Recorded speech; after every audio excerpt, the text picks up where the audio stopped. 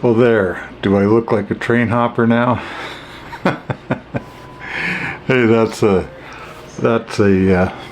net gator that I got for to give away to channel members. So if you want a net gator, make sure and email me your shipping address where you want it sent to, and I will send one your way. A special thanks for all the channel members that support me and make this content possible.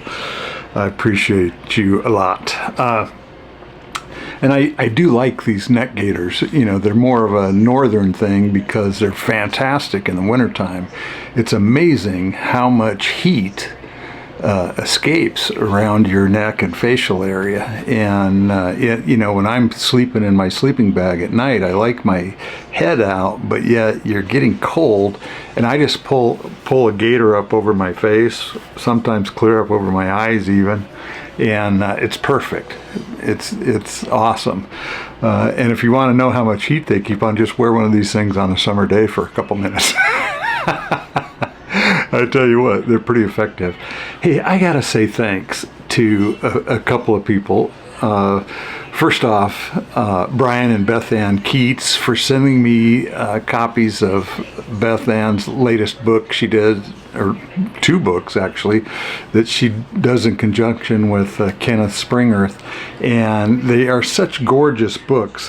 One of them, they're both really historical. One of them's a Stourbridge Lion to the Stourbridge Line, kind of a transitional story there.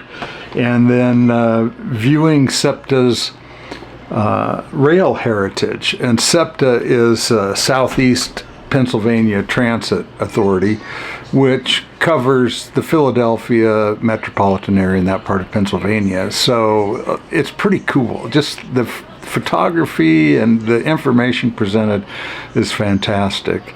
And those books are available through Amazon.com, and I'll see if I can't get a direct link also in the description for how to order directly from Beth Ann or Brian. Also, I've got to get a shout out to Leroy Skalstad, who is kind enough to send me two books, tutorial books for how to get your ham radio license so that I'm legal if I want to talk on the Baofeng radio. So Leroy, thanks for looking out for me. I do appreciate that for sure. So I just got back from the Knoxville Nationals last week. It was a fantastic, as always, time. I didn't make it up to Britt this year, but you know, it's nice to have sort of a vacation, if you will, and not that I'm not working, so it's not like I need a vacation badly, but I haven't been able to get the kind of hops in that I want to. Just there's one thing after another, and you get old and they set up these doctor's appointments, and it's so long sometimes, you know, you want to go in for something and you have to wait a month. Well, there he kind of screws everything up. But anyway, I think, you know, fingers crossed anyway that excuse me, fingers crossed that I will be able to get a couple of really good hops in here later this month and in September and October for sure. That's my full intention, to get a lot of writing in while I can, especially as it cools off just a little bit. And I forgot, I'll have to put a graphic up who won the t-shirt drawing. You can still enter that in the description. And again, don't forget, send me your address if you would like a neck gator with the channel logo on it, and I will get that sent your way.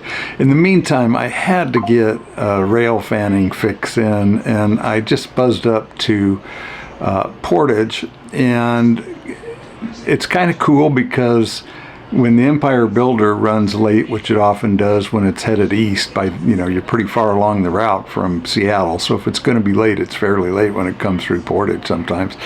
The opposite is true when it comes out of Chicago. It's almost always on time, this close to the origin of the run. But the Borealis line has been a great addition in addition to the Empire Builder because, it's on time almost always, or very close, because it originates in St. Paul and goes to Chicago, or originates in Chicago and goes to St. Paul. So the chances of it being on time are pretty damn good. And I'm surprised they're using the bi-level Superliner cars on it now. I think they ran short of the standard equipment, maybe. There were some issues with some of those coaches that had some cracking or something going on. I don't know the whole story. Maybe somebody else does. But anyway, long story short, I hit Portage, and within just a couple of hours caught all these passenger trains and the usual departure of a freight train changing crews. Needed a little wash job, that one did. Needed a little wash job. Must have been second in line and with the smoker in front of it at some point recently, because it definitely was sooted up. But anyway, I enjoyed standing there watching the trains and chatting with people. Tim and Dar. Tim from the Pacific Northwest and Dar from Madison, and then a couple of longtime friends that get together occasionally, I guess. And then Heather headed to Chicago to party with her friends. So anyway, a lot of fun, enjoyable afternoon, and so that's what I'll finish the video off with, is a little rail fanning in Portage. Anyway, take care, everybody. Hop's coming soon.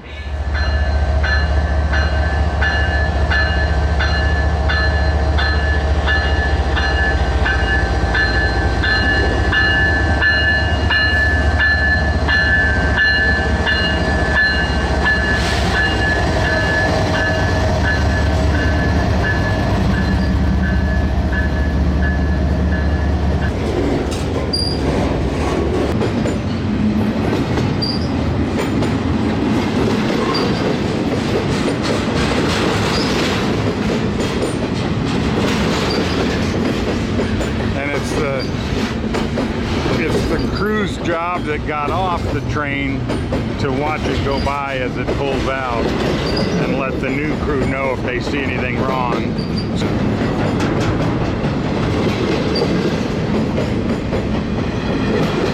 Yeah, they are standing there. Yeah.